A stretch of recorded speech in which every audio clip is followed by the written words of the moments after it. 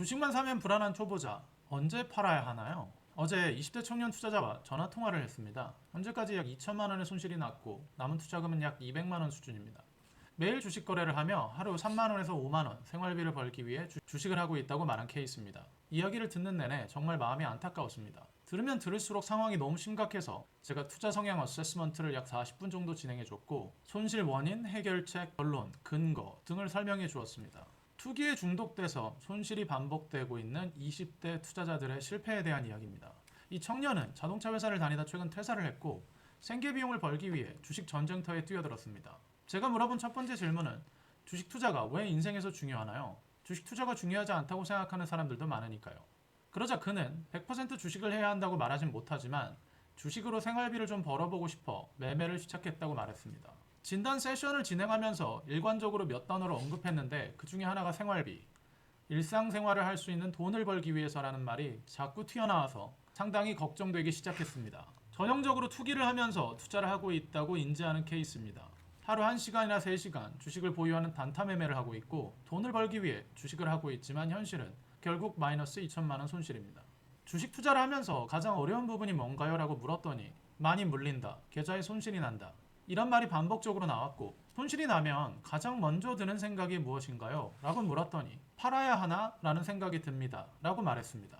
저는 여기서 첫 번째 실패 원인을 알게 되었는데 이 주식을 왜 사는지 모르기 때문에 빠르게 움직이는 주가에 계속 대응하는 매매를 해야 한다는 점이 원인이라는 사실을 알게 됐습니다. 세션이 진행되는 동안 앱을 열어 최근 매매 내역을 확인해보라고 요청했더니 약 6에서 7%가 떨어지면 손절하고 약 8대2 그리고 최대 9대1로 손실 횟수가 수익보다 압도적으로 많았습니다. 자, 그렇다면 최근 경험한 손실의 원인이 무엇일까요? 라고 물었더니 불안해서 파는 습관 때문이 아닐까요? 라고 답변했는데 손실이 나도 누구에게 말할 수도 없고 가족에게조차 주식을 하고 있다는 말도 공유하지 못한 고립된 상태입니다. 그럼 어떻게 이런 주식을 사고 있는지 물어봤더니 뉴스 보고 실시간 거래량, 거래대금, 순위 상위에 있는 종목들을 골라서 매수하고 매도하고 손절하고 있었습니다. 문제는 수익이 나도 가장 먼저 드는 감정 역시 언제 팔아야 하지? 라는 생각이 든다는 점입니다. 즉 떨어져도 올라도 언제 팔아야지라는 생각이 심리 상태를 계속 불안하게 만들고 있었던 거죠. 잠깐 손실이 발생해도 2, 3일도 기다리지 못하고 손절하는 20대 젊은 투자자. 이 문제 어떻게 해결해야 할까요? 지금부터 제가 원인, 결론, 근거, 이유, 그리고 해결책을 설명해 보겠습니다. 요즘 20대 청년 투자자가 정말 이런 상황에 놓여 있다면 이 영상을 꼭 보시거나 그들께 공유해 주시기 바랍니다. 언제 팔아야 할지 모르겠나요? 결론부터 말씀드릴게요. 손실이 발생하는 원인은 바로 잦은 매매 때문입니다. 주식시장에서 많은 사람을 파멸로 밀어넣은 한 단어는 바로 트레이딩입니다. 트레이딩으로 돈을 벌 수 있다는 환상이 얼마나 많은 사람들의 삶을 파괴했는지 여러분들은 모르실 겁니다. 시간, 돈, 노동, 감정, 그리고 일상까지 파괴됩니다. 현재 무직자임에도 손실로 울부짖으며 매매를 하고 있는 이 청년에게 제가 말한 첫 번째 솔루션은 지금 당장 주식을 멈추라는 것이었습니다. 손실로 심각한 상태, 무직자인 20대 청년이 2천만 원을 날리고 현재 200만 원 시드만 남은 상황은 10배를 늘려야만 원금이 회복됩니다. 추가 투자금을 투입하면 수익을 낼 수 있다고 믿겠지만 손실난 패턴을 반복하면 손실만 늘어납니다. 손실이 심각한 케이스들은 거의 공통된 패턴을 보이는데 바로 매매 횟수가 상당히 많다는 겁니다. 이게 원인입니다. 즉 돈을 벌기 위해 매매를 늘리면 늘릴수록 손실이 날 확률도 함께 올라간다는 사실을 잘 모릅니다. 손실 횟수가 늘어나면 점점 심리가 불안해지고 조금 떨어져도 팔아야 하나? 라는 생각이 드실 겁니다.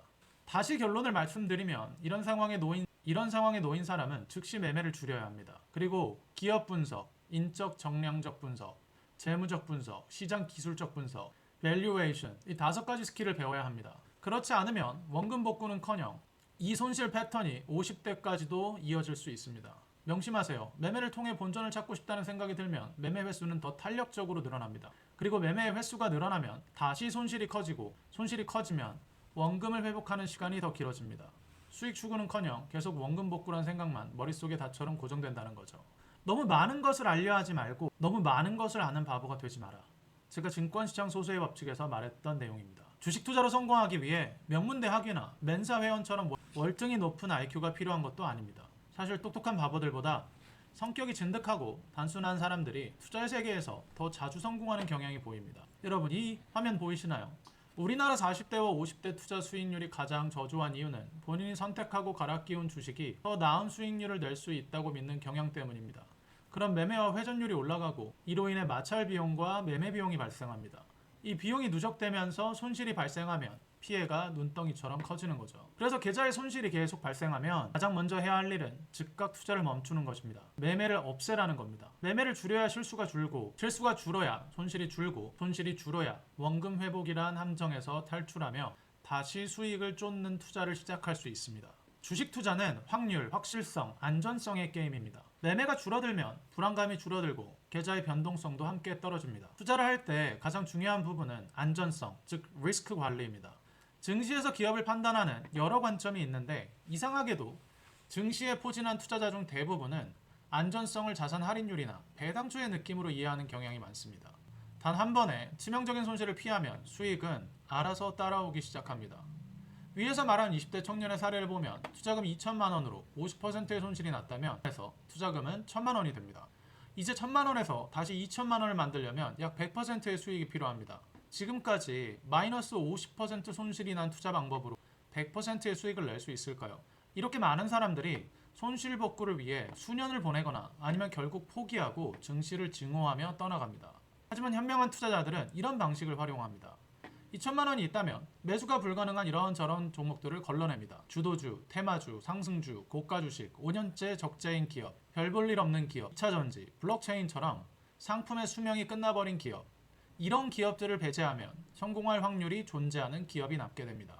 그리고 이 기업들의 질을 평가합니다. 제품, 고객, 시장 점유율, 경쟁력, 재무, 그리고 안정적으로 계속 성장할 회사인지 살펴봅니다. 그렇게 2천만 원을 들고 있다가 좋은 기업을 발견하면 주식을 매수하고 약 180일 정도가 지나면 30에서 70%까지 수익이 불어납니다. 물론 모든 주식들이 다 이런 건 아닙니다. 하지만 이런 모이라 투자 기법을 활용하시면 확률이 높아집니다. 그럼 이 자산이 2,600만 원에서 3,400만 원까지 불어납니다. 여기서 핵심은 두 가지인데, 첫째, 투자 횟수입니다. 두 번째, 사이클입니다. 투자 횟수란 1년에 4번 이내로 매매를 해도 충분히 조사하고 분석했다면 이런 수익이 날 수 있다는 점입니다. 손실 비용에 이 수익이 추가됐다면 지금 이 청년의 계좌는 약 3,400만 원 이상으로 불어났어야 합니다. 두 번째 핵심은 이 사이클을 경험해야만 이런 투자 방식이 통한다는 사실을 알게 된다는 점입니다. 확실하고 안전한 주식을 골라야 시간이 지나도 수익이 나고 자산이 불어나는 주식 투자의 사이클을 경험해본 이런 사람들만 이 사이클이 확실하다고 믿게 되고, 그래야 이 사이클을 다시 반복하며 성공한 투자를 할 수 있게 된다는 뜻입니다. 지금까지가 이 문제를 어떻게 해결할 수 있는지 그 원리에 대한 설명이었어요. 자, 오늘 영상의 마지막에서는 사례 분석이란 주제로 소수의 사람들은 어떻게 주식을 사고 파는지 간단히 보여드리겠습니다. 지금 보시는 이 화면은 현대백화점의 주가와 시가총액입니다. 현재 주가는 92,600원, 시가총액 2조에 거래되고 있습니다. 현대백화점의 작년 매출액은 4.2조, 영업이익은 3,782억, 순이익은 1,419억을 기록했습니다. 지금 현대백화점을 매수하면 영업이익 대비 약 5배, 순이익 대비 14배 수준에 매수하는 상황입니다. 그렇다면 가장 먼저 생각할 질문은 5배에서 14배를 주고 사도 될까?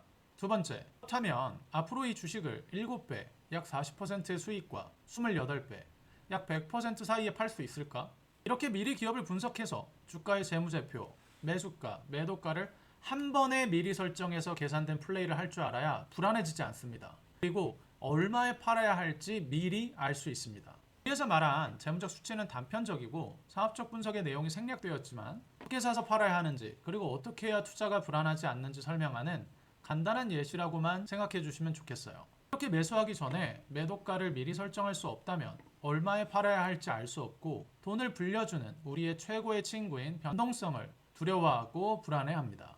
만약 계좌에서 손실이 나고 있다면 지금 당장 투자를 멈추고 이런 질문을 해보세요. 지금 돈을 벌기 위해 투자를 하고 있나? 아니면 돈을 벌기 위해 투자한다고 믿지만 현실은 잃고 있나? 만약 손실과 불안감이 너무 높아졌다면 당신은 잘못된 방법으로 투자를 하고 있을 가능성이 높습니다. 이번 영상에서는 모이라 밸류에이션 클럽에서 진행했던 영업무역 홀딩스의 사례로 영상을 준비해서 돌아오겠습니다. 지금까지 증권시장 소수의 법칙 저자 모이라 제이슨이었습니다.